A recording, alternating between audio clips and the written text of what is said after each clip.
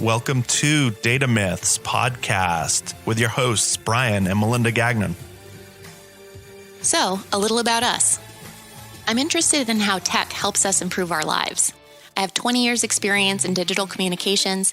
I'm an ex-Googler and now help launch new companies and products.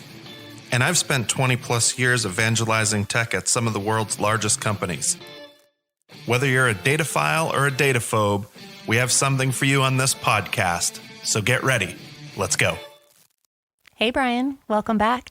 I am happy to be back. It's been a while, hasn't it? Yeah, it's been a really long time. I actually need to kind of dust off my podcasting hat here and kind of get back into it. But I'm really excited to be back and starting season 2. Yeah, I am too. I'm glad that we took the summer off. I think it's been since July, since our last podcast. We did 22 episodes last year for our first year out. We learned a bunch of stuff. We learned some tech. You know, we had never really broadcast before, so really fun to learn. Yeah, it was really fun. And I have to say, I wasn't really like a reluctant podcaster to get started, but I wasn't just totally pumped about doing it either. I was excited to just get the ideas out there and, you know, get the conversation going. But I found it's kind of contagious, and I actually started to really love it. So I'm pretty pumped to be back, and we have a lot of good things in the list of things to talk about. So there's never a lack of things. Yeah, I've been just literally taking notes the whole time since we podcast last of things I want to talk about. So, and I know that you have as well. So I'm really excited to dig into some of these over the next season. Me too. And starting season 2 this time of year works out really nicely because we of course have one of the year's flagship events to kick off with. And this was actually when we started the podcast, pretty impromptu a year ago. It was all about CES, the Consumer Electronics Show that was in Vegas. Yeah, we were heading to that. One of our employees at the time, said, "Hey, you should do a podcast." And I was kind of like, well, I feel like it's not necessarily the best use of my time. But then, realized, hey, why not? And we got into it, and we've had a lot of fun with it. I think we've got over 6,000 listeners at this point, which is really exciting. Looking to add to that this year. So yeah, let's dig in. Let's talk about CES and all the stuff that was going on there this year. Yeah, sounds good. So you were there for what, like 5-6 days? Yeah, 6 days. Awesome. So. And I unfortunately had to bow out this year. It's been the first year that I haven't made the trip in a while. So I was kind of bummed, but had some just work stuff that I had to do. So, such is life. We try to be flexible and all those things. So well, thanks for staying back at the ranch and while I got to go and play in Vegas. It's cool, divide and conquer. So you have kind of a strategy when you go to CES, and like usually, obviously we're there together. We get the hotel room and kind of get all set up for the week and arrive a day early to get our bearings. So what's your key to success when you get to Vegas to get this all started right? My key to Vegas and CES is I operate like an injured animal. And so I go and I hide somewhere in a skeevy bar somewhere off the strip where everything is at least a third or a quarter of the price, and just kind of reset my mind, get ready to open myself up to 170,000 people bumping into me and 7x, Uber surge pricing and, $30 omelets for Mandalay Bay. And, I get ready. You just kind of get ready for the onslaught. Yeah, and then I go and I gamble. In the best way possible. I gamble a little. I'm not a big gambler, but I go and I just mix it up a little. Take chances, live fast and loose. Sounds great. What could go wrong, right? I mean, exactly. Notes to live by. So you were there all week, covered a lot of ground, and literally, if anyone's out there reading a bunch of articles and you talk to somebody who went to CES and you're like, oh, did you see the X, right? And the person's like, no. just for anyone out there, don't feel like that person is a loser, because there's literally so much to see at CES. It is physically impossible for one person to see everything because it's just massive. You would have to walk for like 14 hours a day and hardly stop at a booth to actually understand something. Yeah, I tracked this year and I walked 27 miles in 2 days. And and I feel like I could have still kept going. And I walked, I did one more day in Eureka Park where all the startups are at. And I didn't cover half the stuff there. Yeah. So I just gave up at that point. So massive. So that said, of the things that you saw, which was a lot still, of course, what was the coolest thing that stands out in your mind? So I would say there was like kind of the in CES and out of CES coolest thing that I saw. Okay. So it was like a little bit of the out of CES cool thing that you saw at the Skeevy Bar? No, there were some interesting things there, but they're probably, I don't know what the FCC's regulations are on what I can say, but Fair enough. I'll keep it out. So I would say the coolest thing that I saw, first day of CES, I throw the shades open in my non-skeevy hotel. You can't, Good for you. You can't stay skeevy everywhere. You got to kind of like up level some places, but I throw the shades. Adult. Yeah. I kept it adult a little bit. So I throw the shades open, and in the sky, there are 10 planes that are like wingtip to wingtip, and they are digitally writing in the sky with contrails 5G, 5G coming to home and work. And I thought that just the technology and coordination of that was super cool. Zero practical usage other than like, hey, will you marry me? Or hey, Josephine, happy birthday. I mean, for like probably $10,000 or something like that. Not real practical, but it was super cool. It's cool. Yeah. Yeah, So, I'm kind of, the delivery is very cool. The message, not so cool. That's kind of old news, right? I mean, Yeah. 5G is here. Like, haven't we? That was a big CES 2019 message.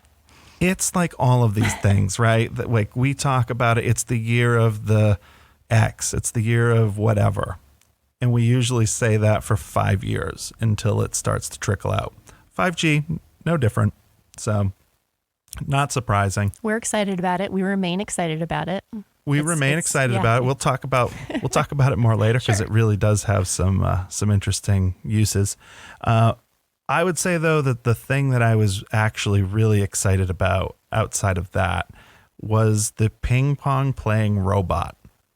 And it's not because the robot played ping pong. Like that's not real useful either.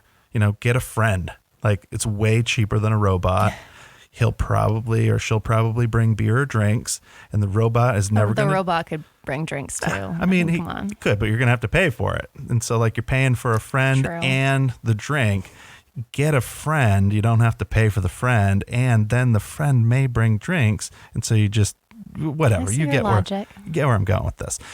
Anyhow, so the robot playing ping pong was unbelievable. It really was good. It had skills from 0 to 100, and everything in between.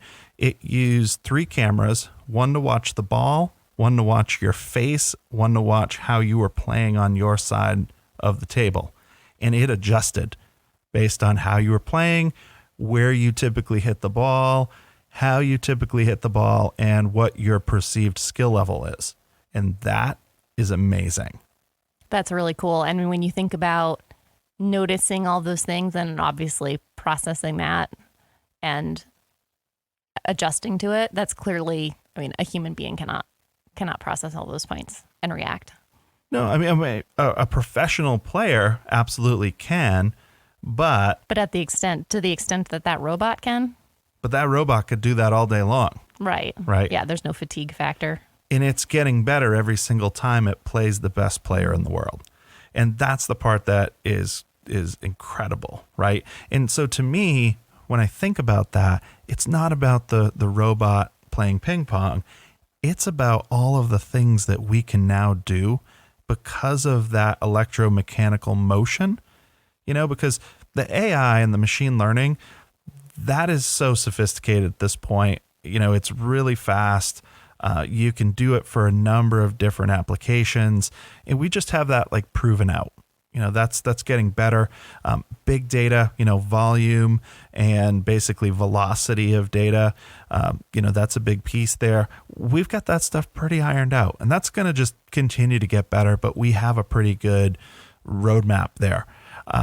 And then I think when you get into the cameras and the sensors that make this possible, those are getting so good at this point. A lot of that technology, as far as image recognition or motion or velocity and things like that with camera detection, that stuff's getting built into the actual sensor. So you're starting to get some edge technologies that are processing it there, so you get some of that speed.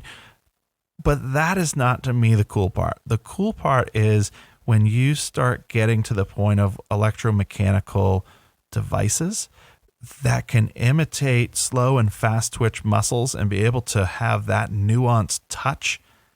That is incredible. That is really cool. And we saw some of this last year. I mean, with a robot that could, walk and move and kind of react like a dog. We saw a robot that stood on 2 feet like a human that can do a backflip.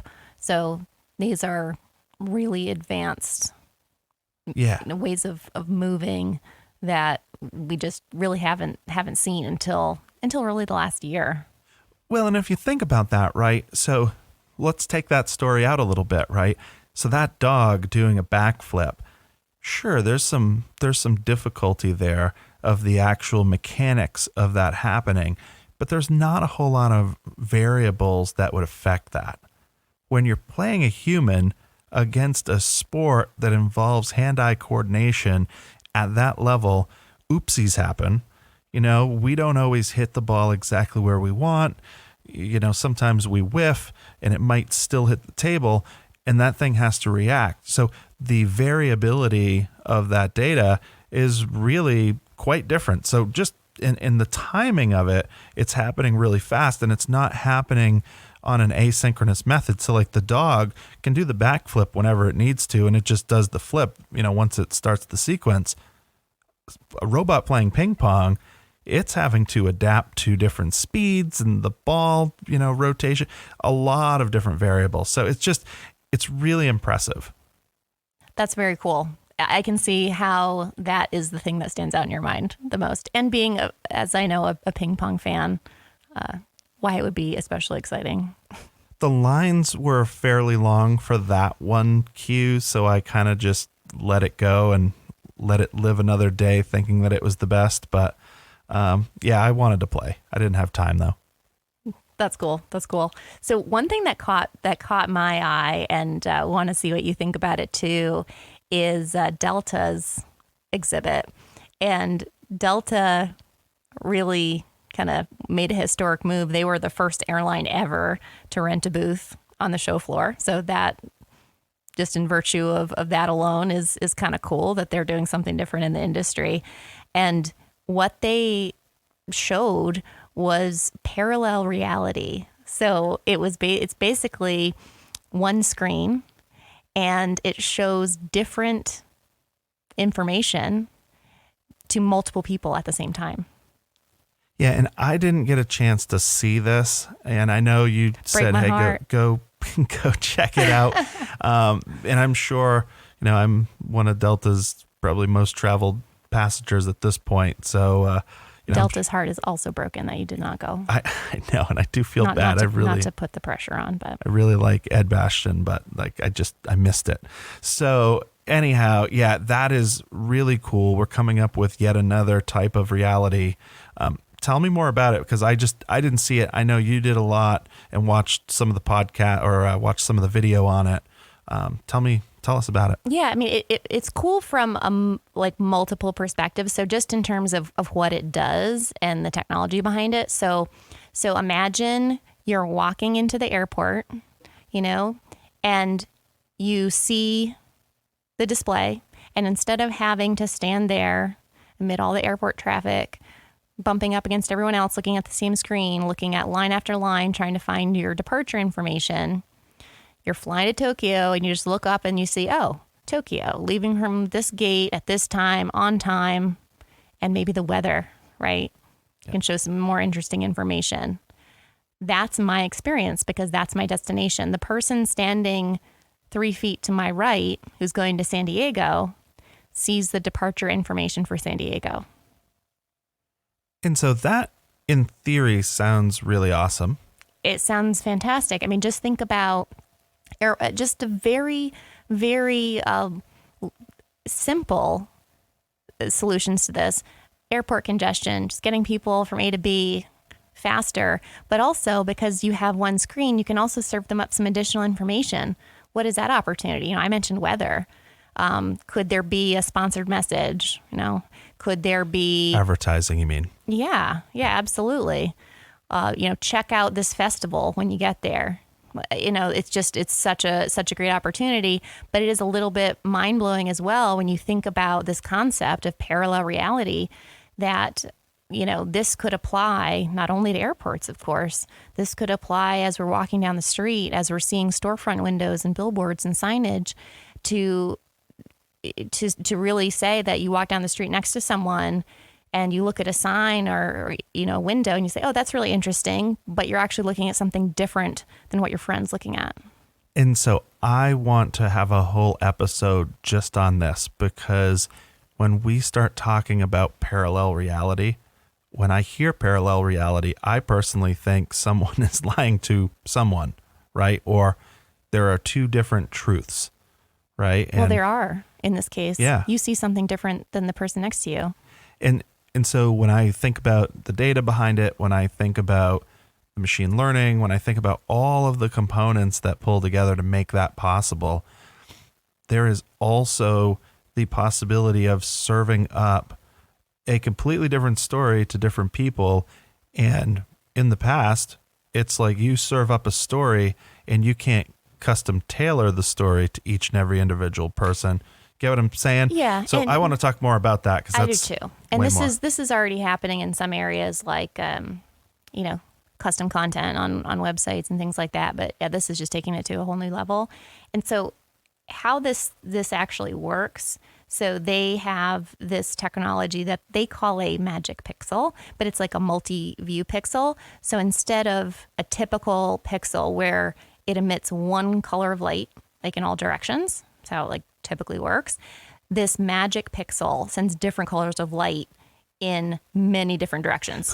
Who is their engineer on this? Is it Timothy Leary? Who's their engineer? Is it Ben and Jerry? Who is it? Yeah, I know. It sounds magical. Isn't it magical? I know. I love that it's a magic pixel.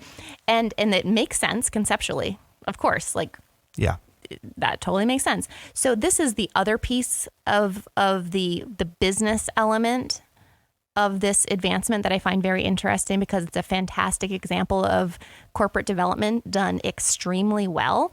So Delta made an investment in a startup called Misapplied Sciences. They're based out of Redmond, Washington, and they developed the technology. Interesting. That's really interesting. Yeah. And the technology was first, looked at and talked about in 2018. But people didn't really know like what you could do with it yet.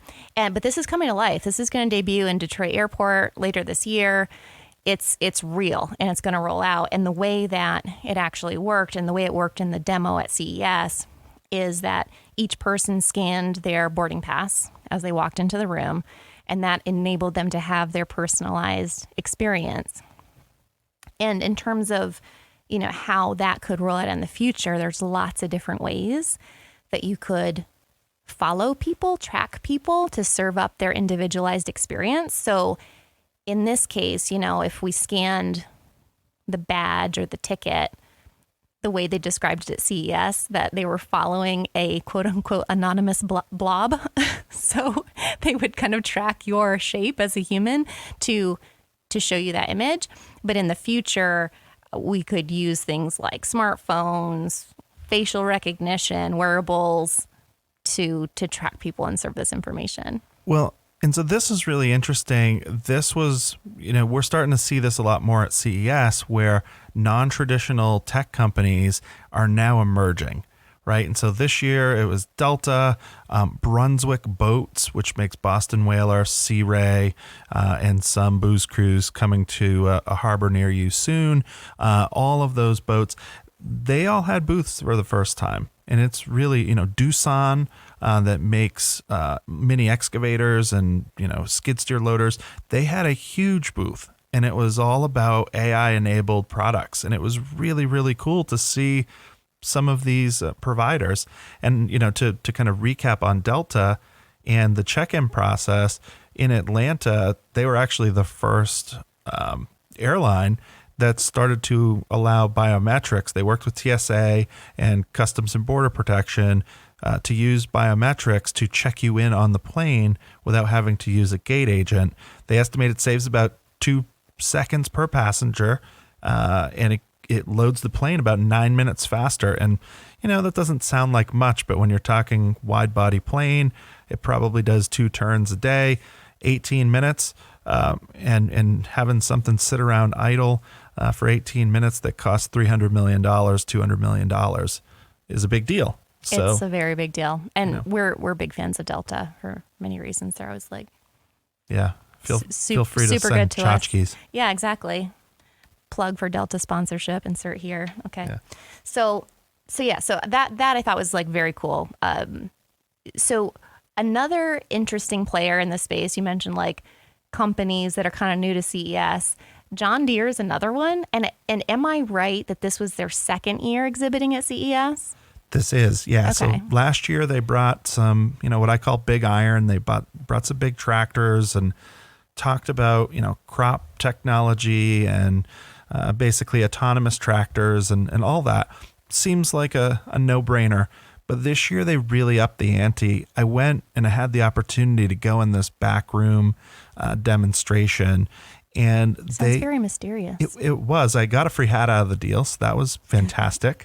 I'm a huge John Deere fan as well. You needed a new John Deere hat. I think yours had a lot of engine grease on it, so it that's did. Good. It did. So anyhow, so I got a chance to see this technology. They're essentially using in sprayer heads, which is, a big problem, right? People use fertilizer, people use pesticide in the bread belt. It's just how a lot of this stuff is grown, whether you like that or not. But they basically have built this technology that uses machine learning to rapidly adjust the droplet size of these sprayer heads so that the things don't drift as much. And they used some black light to demonstrate this. And it was incredible, the difference between just a standard sprayer head and the ML enabled one. I mean, it was drastic. And almost everybody that I talked to at the booth was either a product marketer or product manager that had machine learning background. I talked to a guy that was an AI programmer, and I mean, we were talking about pulse width modulation, and we were talking about all of these, these components that weren't just talking about green and yellow tractors. And it was really cool to see them just really step up their game. That is cool. And I saw a stat that they say that this sprayer could reduce herbicide use by 90%. Yeah, I mean they were showing the difference in a catch pan, and it was palpable. You could see the difference. That's really cool. And then so not only the sprayer technology, but they had some autonomous tractors and they going had on too. Yeah, they had obviously a display about autonomous tractors and how, using GPS and a combination of other sensors, that they could really, change how farming happens using sensors that basically looked at, basically how green the plant leaves are and whether or not things needed to be watered. All of this technology, John Deere is, they're running out in front of this, right? So nothing runs like a deer, apparently, when it comes to machine learning. That's great. Yeah. I love the analogy. Yeah.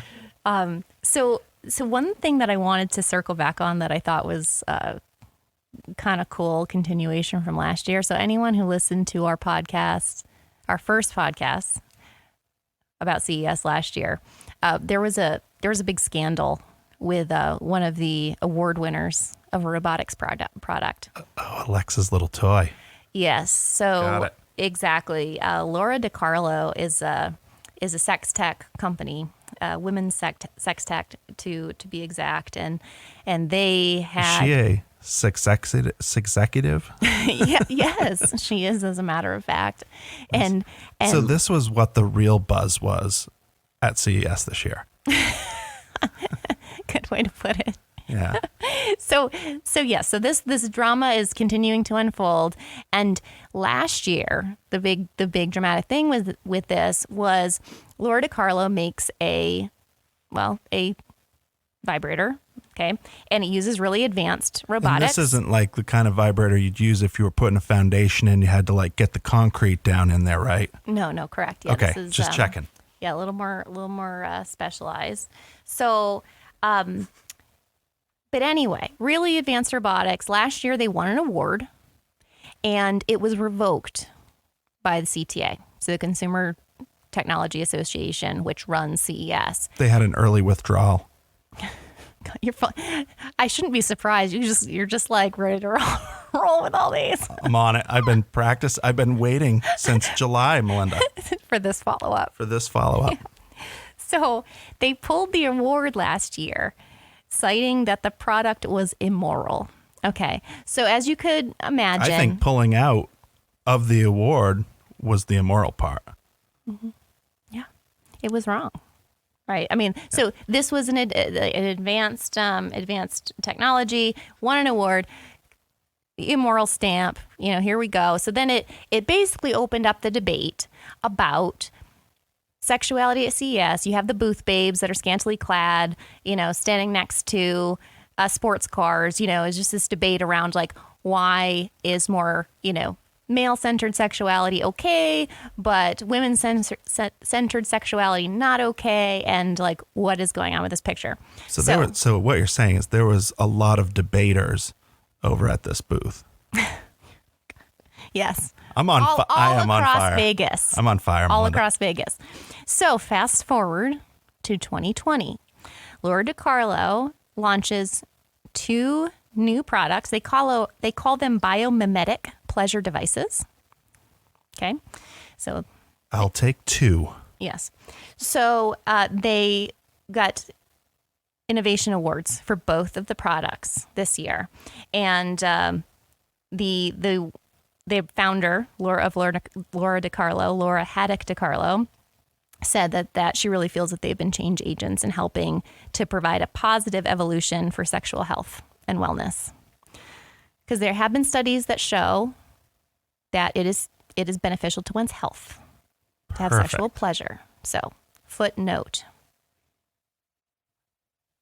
I'm done with all the puns. I was waiting. I'm just gonna leave it alone. I have more jokes, but there were other exhibitors in sex tech this year. So I think CTA is getting sorted on what they think of this. I think it's Build-A-Bear, right? Is now making Build-A-Vibe.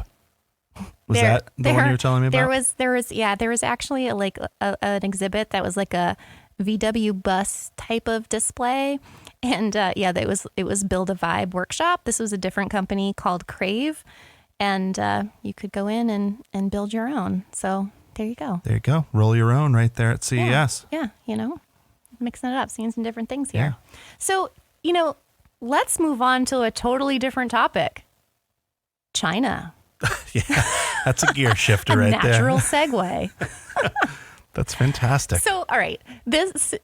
One of the things that we of course like to think about when we talk technology and all that is like, what is the business aspect of technology, the cultural aspect? There are political aspects to technology too, of course. And as we all know, I mean, China is a big player in the technology landscape. They're big participants at CES each year.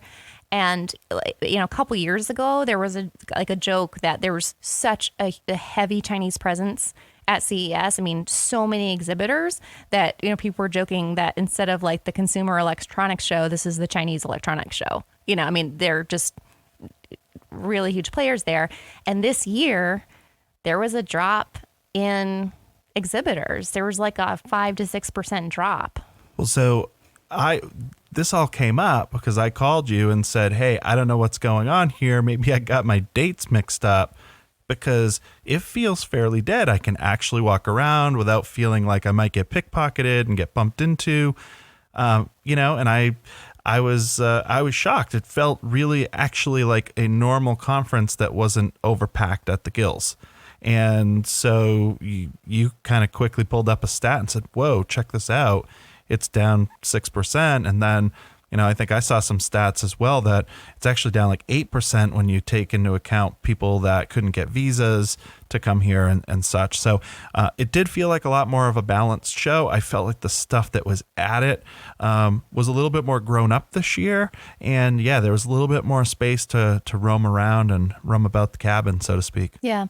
And the dip in exhibitors is really tied to the trade war going on between the U.S. and China, and there are a lot of Chinese companies that are getting serious pressure from the U.S. I mean, just basically just a few things going on.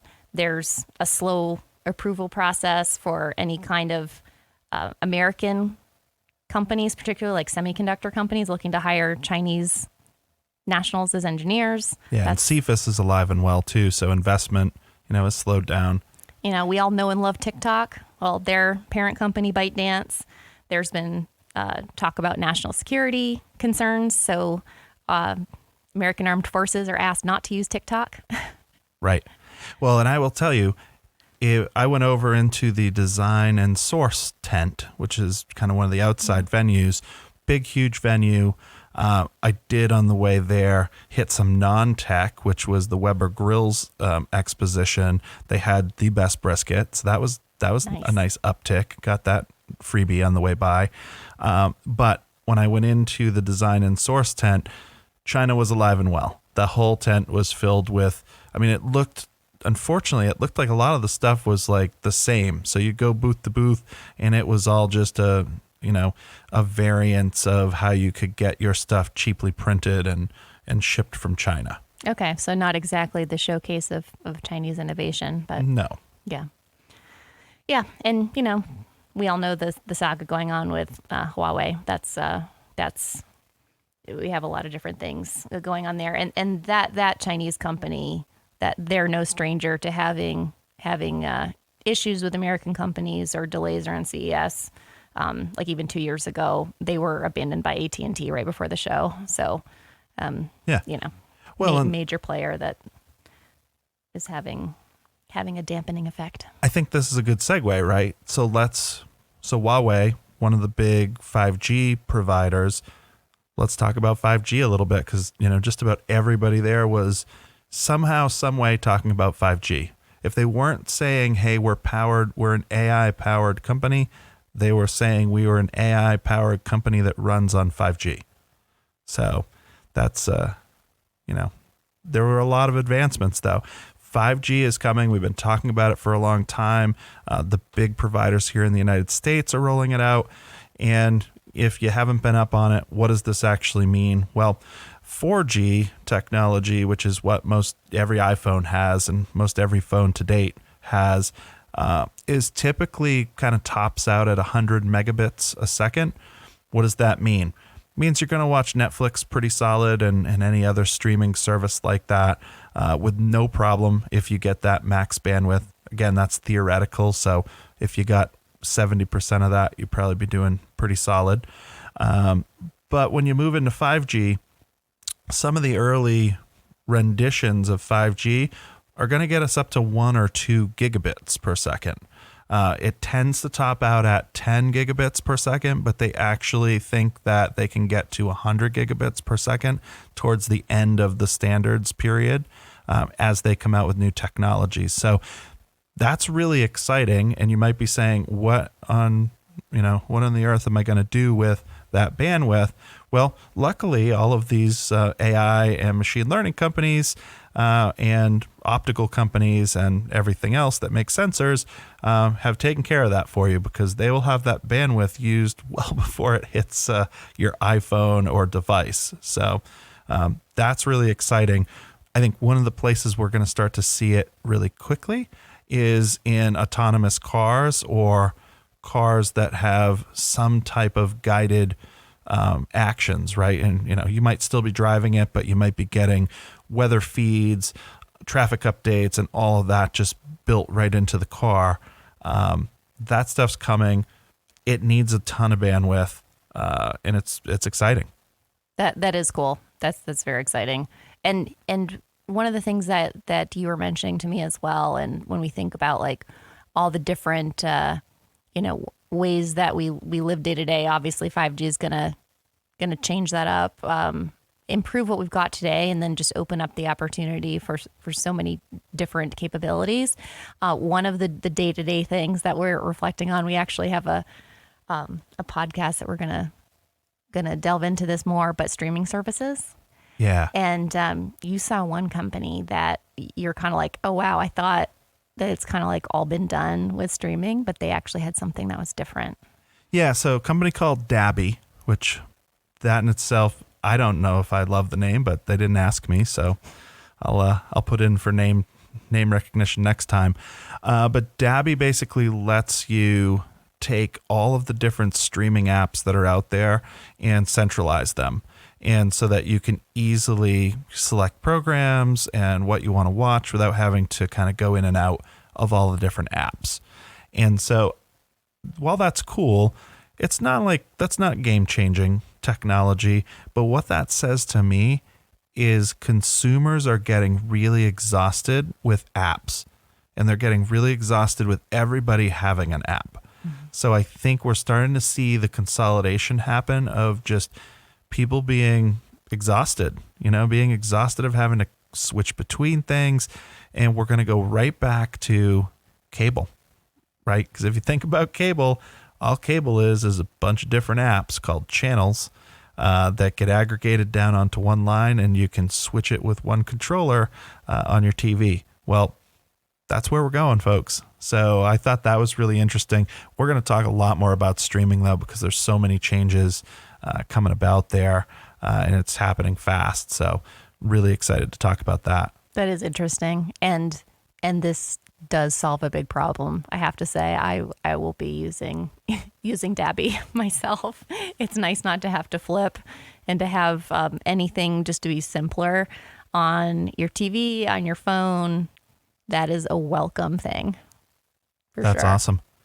Is there anything else we want to kind of cover? I know there were a couple topics you had. There's so many things. I mean, there were one thing that I saw that, quite honestly, I think it was more like buzz, not the kind of buzz we were talking about earlier, the just kind of like, oh, this is a neat thing, were the AI humans.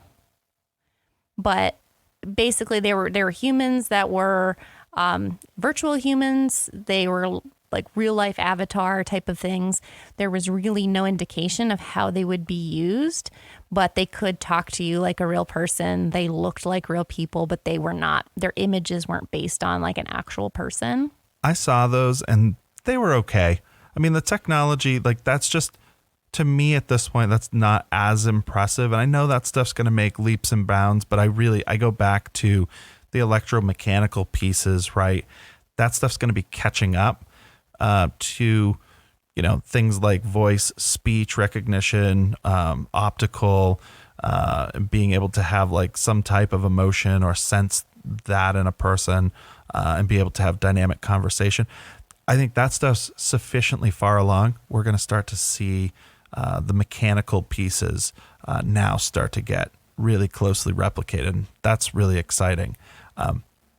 Yeah.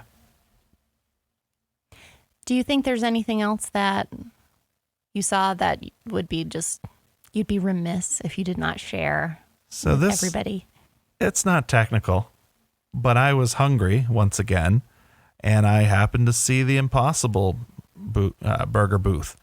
So I swung over there, and there were people everywhere, and they were rolling out their banh mi pork, or their pork product. And their non-pork product. Their non-pork product that tastes a lot like pork, and I would say everything was going amazing.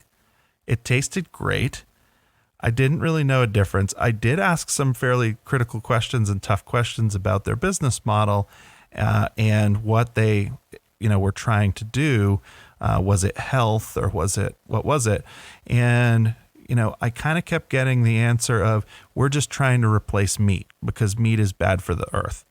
And so then when I said, well, it seems like there's a lot of process that goes into getting all of these vegetables to line up to make this thing that looks like meat, how does that stack up? And I just kind of kept getting the revolving door back to, we're just trying to replace meat. So I want to dig in on that a lot more, and a lot of these faux foods that are starting to come out. I think we're going to have probably a cast just on that. So I'm excited. But I will say everything was going swell until I had the Impossible Run because it did not it and I did not agree that it was awesome. And so I think I jumped a Jersey barrier, ran through security while they yelled at me to get to the nearest, restroom, but whatever. It's all good. The Impossible Pork was followed by the Impossible Run. Yeah. I mean, I saved a few beef critters in the process, but I may have wrecked some stuff. So anyhow. Well, you saved the environment in one way and damaged it in another. Yeah. I kept the textile industry well in business. All is neutral. Okay. All right, with that, that's a good roundup of your CES experience. We started in a skeevy bar and we ended with the Impossible Run. So, I think we came full circle. Yeah, no, I think that we firmly hit this one out of the park. I'm going to probably listen to this later and, embarrass myself. But thank you once again. And I'm looking forward. We have some really great content for this season, and I'm excited to be doing this again. And, we'll try to get some guests on here. But yeah, I'm excited to be at this again. Me too. Here's to season 2. Great. Thanks so much for listening. This episode is sponsored by Uprise Partners. Uprise launches startups and evolves established companies. Check it out at www.uprisepartners.com. Please like, subscribe, and share, and we'd love to hear from you. Give us a shout if you have a great idea that you want us to include. Just email us at hello@datamyths.com. Catch you next time.